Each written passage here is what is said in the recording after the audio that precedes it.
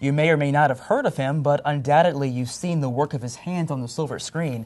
Phil Karstetter reports with the story of a unique professor and his unique career. At first glance, Matt Wallin seems like an ordinary assistant professor of art at VCU. But look again, he's in Star Wars.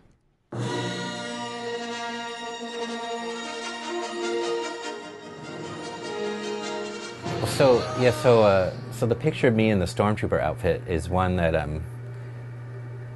for a long time I kind of kept it sort of under wraps, and I have those pictures and I sort of kept it secret.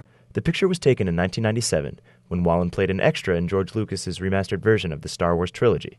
It was a dream come true for Wallin since the original Star Wars inspired him as a young child to become a visual effects artist for Hollywood. Years later, that's exactly what he did. Wallin began as a lowly intern at the legendary special effects company, Industrial Light and Magic.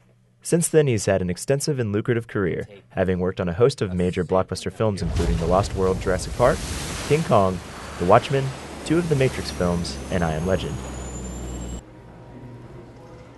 Now, despite his involvement with numerous Hollywood blockbusters, surprisingly, Matt Wallin hasn't seen the final version of his movies.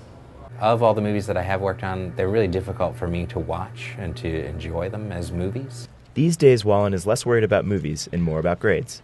The special effects whiz traded in the glam and long, restless hours of Hollywood for the classroom to be closer to family. But Wallin doesn't regret the change.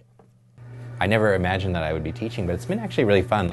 Students old and new of Wallin's say that despite his shining career, he's very down to earth. He's one of the few teachers that I've had that have, some significant work in the industry. I always feel like he is very knowledgeable about the industry and what's going on. Wallin is quick to admit that teaching has not been a one-way street.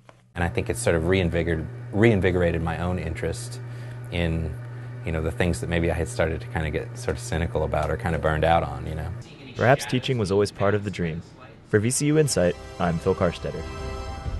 Interestingly, Wallin never owned a computer in college. Instead, he used a typewriter for all of his film work. And I don't know how he did it because I'd be lost without a computer. I'm the same way, yeah.